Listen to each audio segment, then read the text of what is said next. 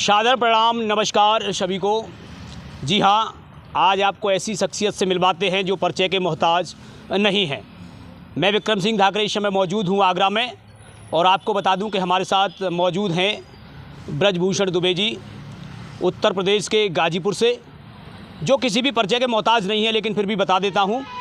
तो आइए उनसे जानते हैं। लगातार आप उनके वीडियो भी देखते रहते होंगे, मोटिवेशनल वीडियो आते हैं उनके। निडर साहस के साथ वो पत्रकारिता करते हैं, स्वतंत्र पत्रकार हैं।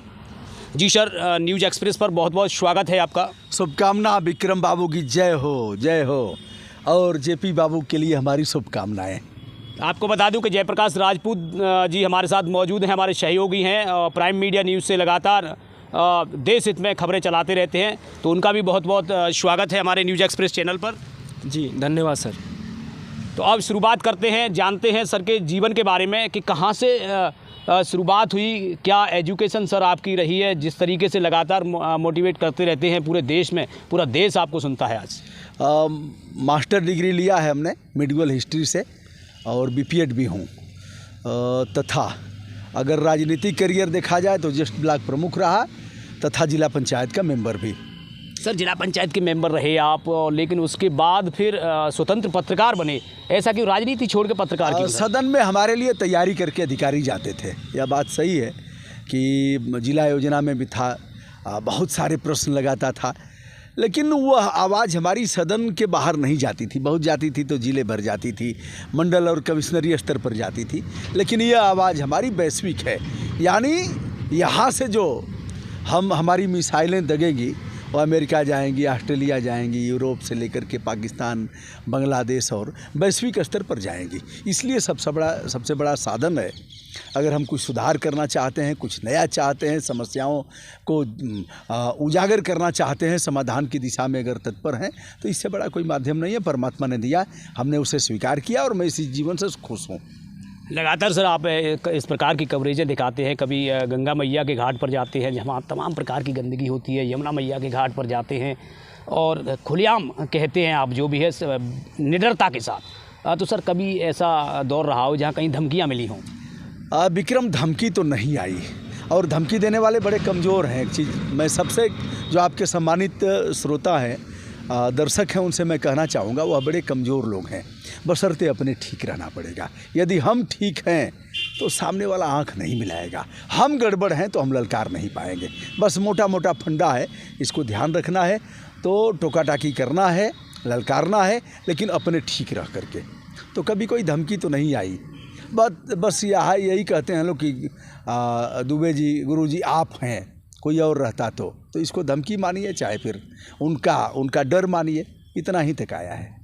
सर, लगातार आप यूट्यूब चैनल का क्षेत्र ही क्यों सर, राजनीति का भी क्षेत्र था आपका, और भी अच्छे पढ़े लिखे हो आप, नौकरी भी कर सकते थे। नौकरी तो था, मैं शिक्षक, और जैसा कि हमने बताया एमए बीपीएड हूँ, शिक्षक तो मैं था, उसकी पात्रता भी हमारी है, लेकिन अब नहीं हो पाया, क्योंकि मैं उसके साथ जो हमारा पेशा था शिक्षक वाला, उसके साथ मैं एक धोखा नहीं दे सकता था, और दिन भर भीड़ रहती थी, समस्याएं आती थी, तो मुझे करने में कठिनाई हुई, इसलिए मैंने छोड़ दिया।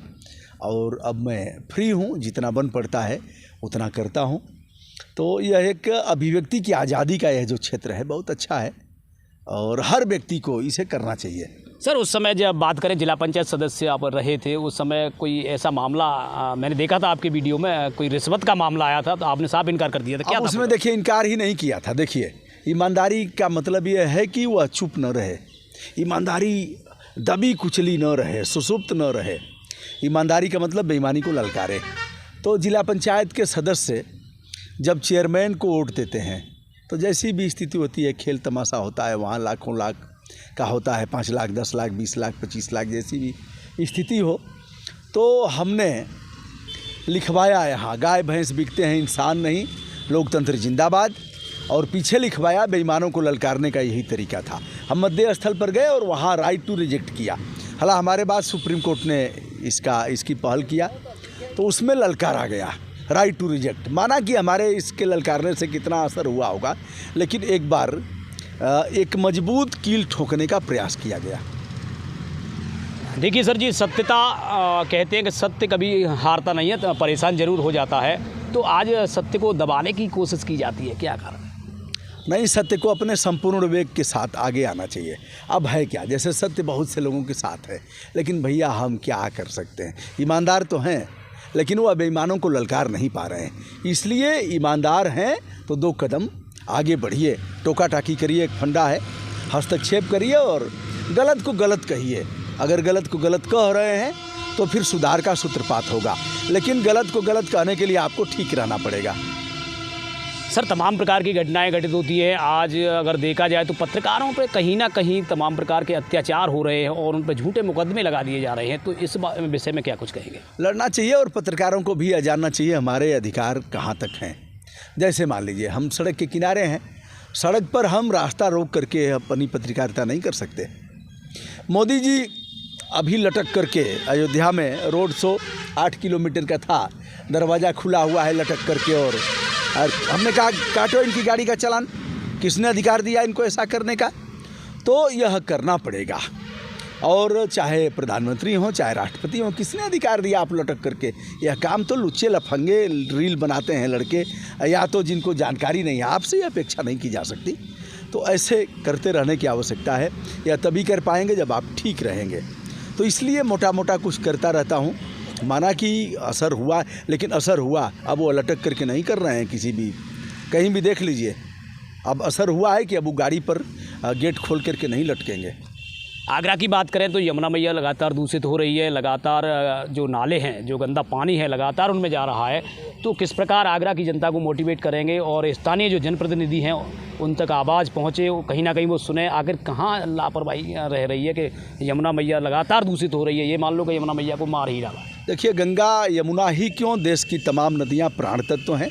नदियों से हमारा जीवन है, नदियों से हमारा भरण पोषण है, और अधिकांश नदियाँ अब नाला बन गई हैं। यमुना तो नाला बन गई हैं। देख करके बड़ा कष्ट हुआ। पहले भी हमने आवाज़ उठाया था।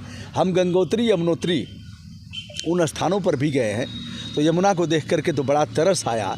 लगभग 60-61 नाले हैं, सीधे गिर रहे हैं। एसटीपी प्लांट को भी हमने देखा, कहीं कुछ असर नहीं है। तो अब इस पर हम करते रहेंगे, लगातार करेंगे, जब तक कि बहरे कान सुनने के लिए तैयार नहीं होते हैं। लोगों को आगे आना चाहिए। विक्रांत भाई बड़ी मेहनत कर रहे हैं और इनके जेपी सहयोगी हैं। मैं तमाम दर्शकों से चाहूँगा जो इन्हें देख रहे हैं, अपना स्नेह और प्यार दें। ऐसे लोग यदि आगे बढ़ेंगे, आप हौसला इनका बढ़ाएंगे तो और भी बेहतर दिखाएंगे। समय समय पर आप बताते भी रहिए, अगर कहीं चूक होती है तो इन लोगों को बताइए। बहुत बहुत धन्यवाद। जी सर, बहुत अच्छा लगा जिस तरीके से आपने कहा है, और आपसे बहुत कुछ सीखने को हमें भी मिला है। तो ज़रूर हम आगे बढ़ेंगे और कहीं ना कहीं देश हित में लगातार जो भी हो रहा है, जो भी देश में घटित हो रहा है, सत्यता दिखाने की बिल्कुल हमेशा कोशिश रहेगी और राष्ट्र हित में ज़रूर दिखाएंगे। तब तक के लिए नमस्कार, जय हिंद।